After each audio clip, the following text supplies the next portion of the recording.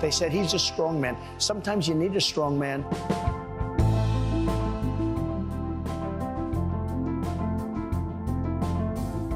Hi there, I'm Jamie Poisson. After winning the American presidency earlier this month, the first international leader that Donald Trump met with was Javier Milei, the chainsaw-wielding, mutton-chopped, self-declared anarcho-capitalist president of Argentina, who over the past year has shut down half of the government's ministries and gutted spending by 30%. In August, when Nayib Bukele, the young president of El Salvador, who has referred to himself as the world's coolest dictator, was inaugurated for a second term, his guests included some of the closest members of Trump's inner circle. Well, these two Latin American leaders have often been compared to Trump and are seen as taking cues from him. Now it appears that Trump and his team are also taking cues from them. Call it a right-wing strongman feedback loop. So how have Bukele and Milei reshaped their respective countries, for better and worse? And if Trump and his allies are indeed taking notes from them, what might we see from a new Trump administration? For that, I am joined by Tracy Wilkinson and Natalie Alcoba. Tracy is based in Washington, and she's been a journalist with the LA Times for decades in many countries, including several years as a correspondent in El Salvador. Natalie is an Argentine-Canadian journalist based in Buenos Aires.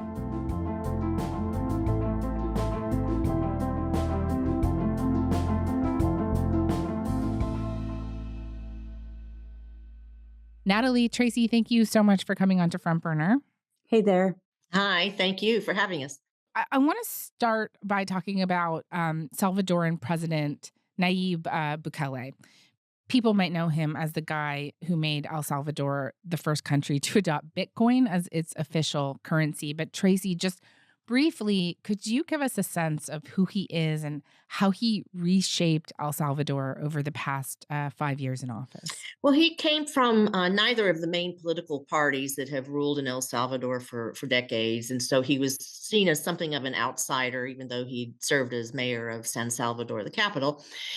He was young. He calls himself, as you mentioned, the coolest dictator now, millennial. He brought in crypto. I don't know the exact number, but I would think around 5 million Salvadorans have been orange-pilled right now. We demonstrated that Bitcoin could do a lot of good things. And he did a lot of things that seemed very modern. Estar aquí ante usted. Standing here before all of you at this 74th General Assembly is a privilege and an honor that I wanted to share with the world. Given that the new world, is not here in this General Assembly, but rather out there where this photo will be seen and shared. Believe me, many more people will see that selfie once I share it than will listen to this speech. And he also, most important, he managed to bring crime down. El Salvador was notoriously dangerous. Gangs controlled large parts of the country. And he has brought the crime rate down, the homicide rate down, and that has been welcomed by most Salvadorans. However, how he did it is where the controversy comes in. He basically jailed thousands of people. President Nayib Bukele and the National Police touting the efforts on social media all week, citing over 2,000 arrests made in just 4 days, tweeting also that those arrested would not be freed, and announcing meals for incarcerated gang members would be cut to one a day. This as police... Today, about 1% of the entire national population is in jail, with most of it without due process, no formal charging. They just may have gang affiliations, may not. And that has brought crime down. The statistics are a little unclear in terms of how low the homicide rate is. He would tell you that El Salvador is now the safest country in the Western Hemisphere. There's some dispute about that. There are reports that a lot of people have also just been killed and carted away into mass graves so that they don't inflate a homicide rate. So there are a lot of questions about human rights and civil rights and dissent and political activism, all of those things being repressed in order to keep crime down.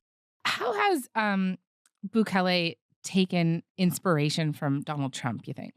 Well, I think that Bukele, like Trump, is very much someone who doesn't really pay attention to the rules, to the Constitution. In fact, this second term that Bukele just ran for and won was constitutionally prohibited. In the presidents in El Salvador are not allowed to run twice, and so, but he did it, and he got his buddies in Congress to sort of write a special clause for him. So Bukele definitely admires that in Trump, the willingness to flaunt the rules, to ignore the Constitution, and to use all power possible to enrich oneself and to rule as he sees fit.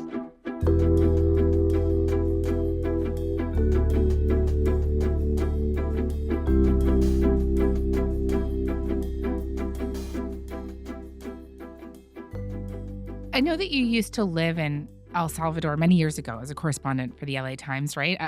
I know you've been there lots over the years, and you went back in August for the first time in a decade. And just what did you see of how the country has changed under Bukele? I can attest that it is safer. When I had left the last time, a decade before, you literally could not go from one neighborhood to the other if you weren't, if you were wearing the wrong colors, kind of like Crips and Blood in LA, that kind of thing, and that you couldn't go to a school. People were just, the gangs really ruled entire neighborhoods in the capital and other major cities. You wouldn't dare go out at night. You often couldn't go to your work.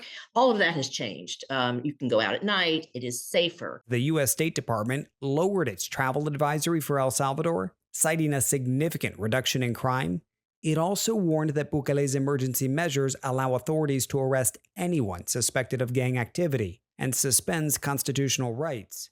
But I also noticed a kind of dampening of what used to be a really high-spirited political activism and just spirit in the country. El Salvador was always known as the most industrious country in Central America because everyone was very much on the move and industrious, and a lot of political activism, as I say.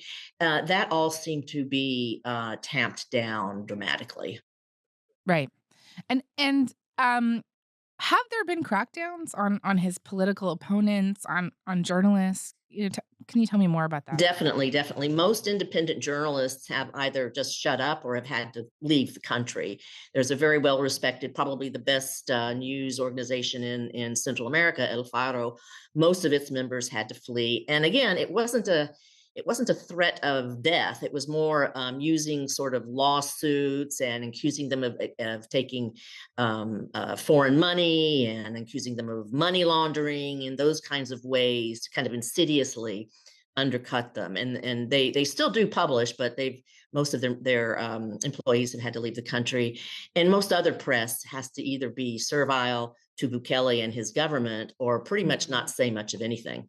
We talked earlier about how Bukele may have taken inspiration from Donald Trump, but we also know that influential people in Trump's inner circle are looking to Bukele for inspiration, right? A lot of very high-profile Trump allies flew down to El Salvador for Bukele's inauguration when he was reelected. And can you tell me about that? It was quite the ceremony. The guests of honor were Donald Trump Jr., Tucker Carlson, a lot of members of the sort of U.S. right wing. There's a political action committee, conservative political action committee, which is very influential. They were there. Some Florida Congress people were there. Kind of a lot of people from the MAGA world, from Trump world, were there. And Tucker Carlson did a long interview with Bukele in which he just sort of gushed all over Bukele. I could ask you, why did you come, right? I came because I think something remarkable is happening here. That's why. But that you've transformed the country in a good way and that you're literally the most popular elected leader in the world. Again, not speculation, provable fact. And so what I think the Trumpsters get out of that is that they can point to a country where Bukele has done a lot of things that Trump has either done in the past or is talking about doing again, like breaking the rules and busting the institutions and so forth, and be such a popular leader. whether Bukele really is or isn't is not the point. He has this image, he has this big PR firm telling the world that he's a very popular leader. So Trump and their people can say, hey, we can break all these rules and be really popular. The United States is such a huge country. It doesn't really need El Salvador as a model, but it is a country that that Trump and his people can point to. And also the whole Christian nationalism movement is very strong right now in El Salvador. So that's another element that Trump and his people can point to and say, here, look, right in our next door neighbors, all these things are working. We can do it too. Oh, the first point of my plan is seek God's wisdom. Yes. That is what you said. Yeah, I said that, yeah. Why would that be the first point of an economic plan? Why wouldn't it be? What should be the first part of the plan? Well, I think it should be. Yeah. I want to talk about Matt Gaetz specifically for a moment. He's the extremely controversial former Republican congressman that Trump initially tapped to be his attorney general, but who just withdrew his name the other day. But he took a tour of one of El Salvador's most notorious prisons and said that El Salvador should be a model for cracking down on crime in the U.S. El Salvador is a country on the rise because people are safe and they are hopeful and they will be prosperous and they will grow great families and great churches and great businesses. And all of that is possible because the people here are not committing the murders and committing the rapes and the robberies and all the things that stop a strong country from standing up and fulfilling its great destiny. Do we have a sense of if that's a sentiment that is shared by others close to Trump, that El Salvador should be a model for them when it comes to cracking down on crime? I think so. He, again, tough on crime. It was very much part of the Republican platform. I think Trump made some certain statements like, a few bad days for some criminals with, cops, implying that cops could just go and beat up criminals. That was the implication. And the equivalent would be, I guess, maybe also the treatment of migrants, using the military to deport migrants from the United States is akin, I suppose, to rounding up gang members in El Salvador. So I do think they take some note that this has been a tactic that has really worked in El Salvador, at least in terms of the superficial lowering of crime.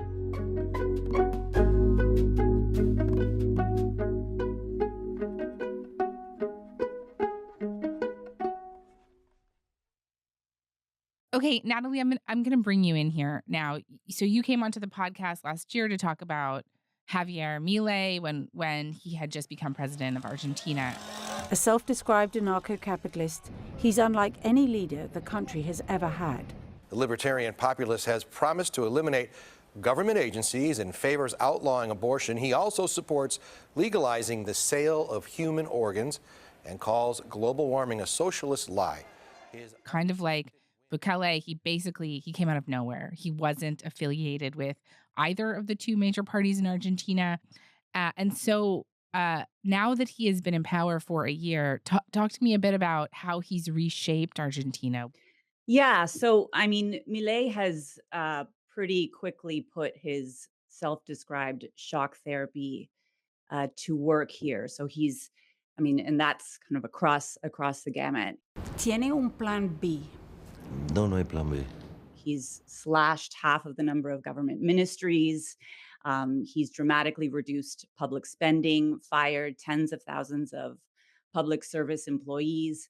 He's cut subsidies to energy, transit. He's also cut funding to public universities. And he started to work on deregulating things like health insurance and moving to privatize state agencies. He's also curtailed, I think we can say he's curtailed public protest with new regulations that crack down on where it can happen. And he's made a particular target out of the women's movement, which gained a lot of ground in the last few years, in particular when it comes to abortion legalization, which is something that he opposes. Mm-hmm. I think in terms of on paper, his most impressive achievement so far has been around inflation, which is a chronic problem here in Argentina. The numbers are astronomical. The first month that he took office, inflation skyrocketed to 25%, in part because he devalued the currency. But he's managed drive that down to the last figure that we have for the month of October is less than 3%, which is an incredibly low number. Sorry, I know he's gotten a lot of praise for that, but I understand there's a flip side to it too, right? There's a recession. Right. Of course. Yes, there is a flip side. There's a recession and poverty has gone up. So Argentina also has been suffering through high levels of poverty for several years. But in this first half, is the first half of this year, poverty jumped 11 points. So that now it's 52%. And the child poverty rate in particular is more than 60%. Wow.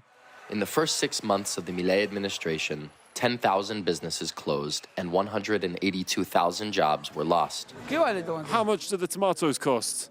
Mariano owns a grocery shop in a middle-class district of central Buenos Aires. People don't have any more money, that's the reality.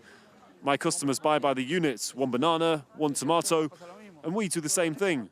My colleague and I... Can you tell me more about how you can see the impacts of that on the streets and people's day-to-day lives? Yeah. The numbers tell us that inflation has gone down, is driven down, but it's still incredibly difficult for people to make ends meet. The same kind of notion that occurred before of not really being able to grasp what it is that something's worth and being able to see different sorts of prices in different places continues to this day.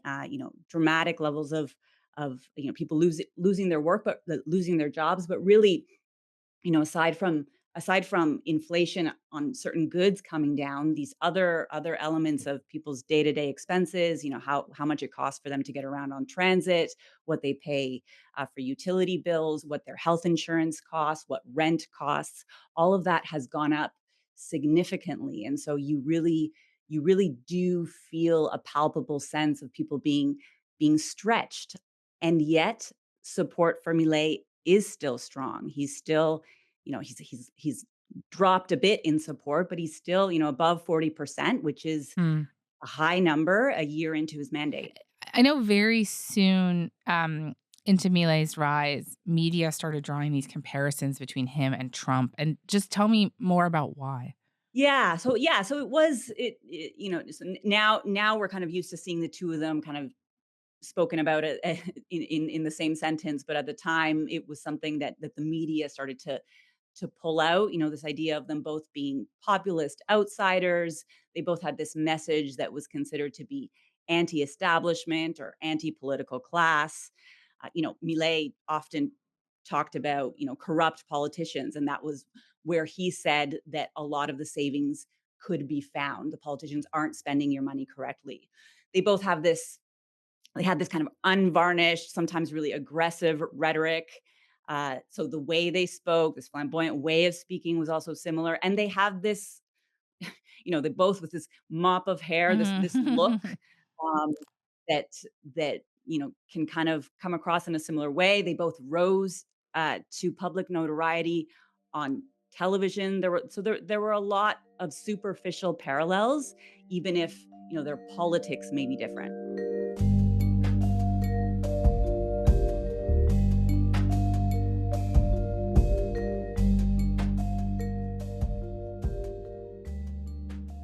I know another of Milei's fans is Elon Musk, right? He and fellow billionaire Vivek Ramaswamy will be leading up this new unofficial department in Trump's government, DOGE, short for the Department of Government Efficiency, which is supposed to be about cutting spending. And what kind of admiration has Musk expressed for Milei and his policies?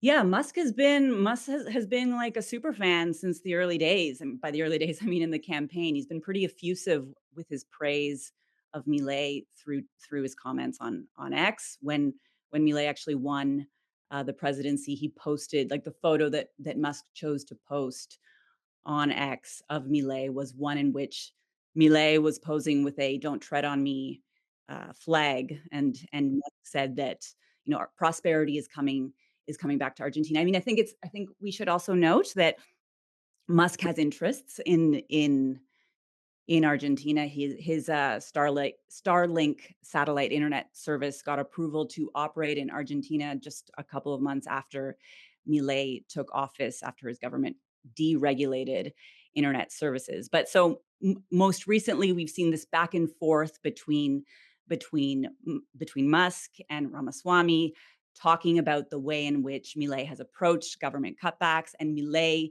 even going so far as offering pointers to the two of them through an interview where he tells them, my advice would be for them to go all the way, to push it to the very limit, and do not give up. Do not let down their guard. And Ramaswamy actually also posting on X that what the U.S. needed was Milei-style cuts on steroids.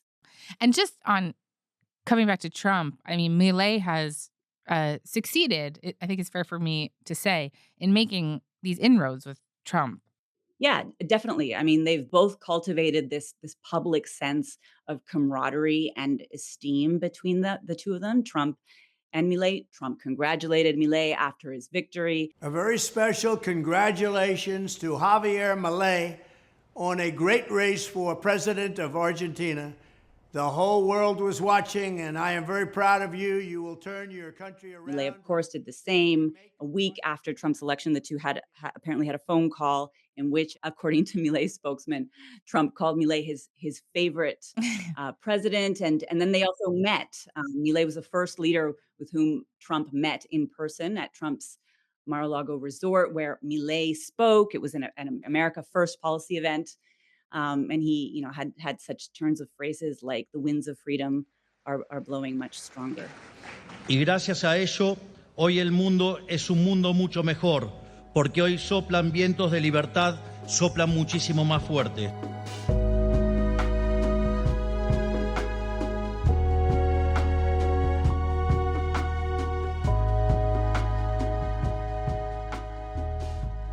Tracy, before we go today, I wonder if I could bring you back in now. So Argentina and El Salvador are obviously very different countries from the United States. But if you're looking at all of this, what might it all mean for the U.S. and how the incoming Trump administration might try to incorporate these ideas? Just big picture here.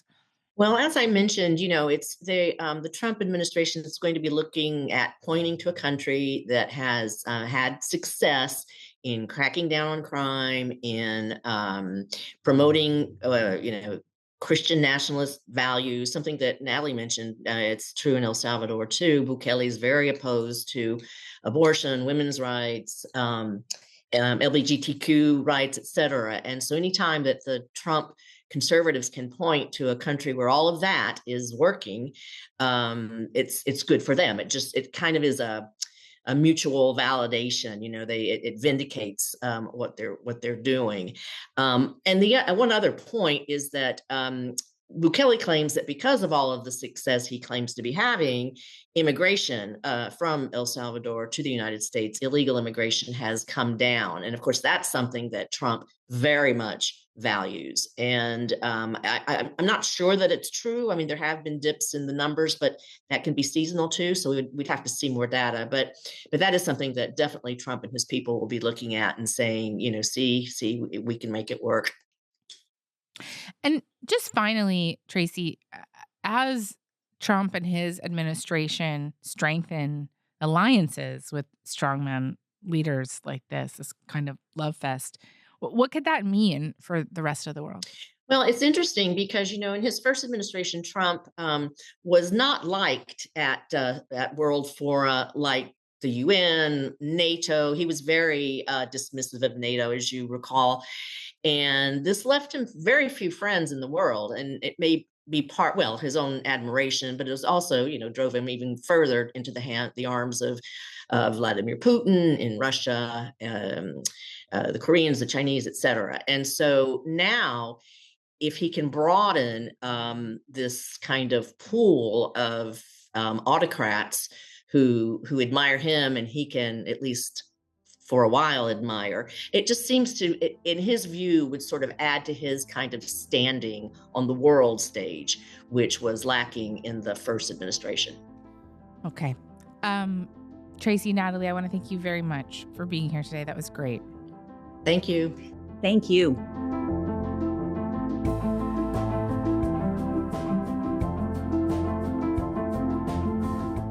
All right, I am Jamie Poisson. Thanks so much for listening. Talk to you tomorrow.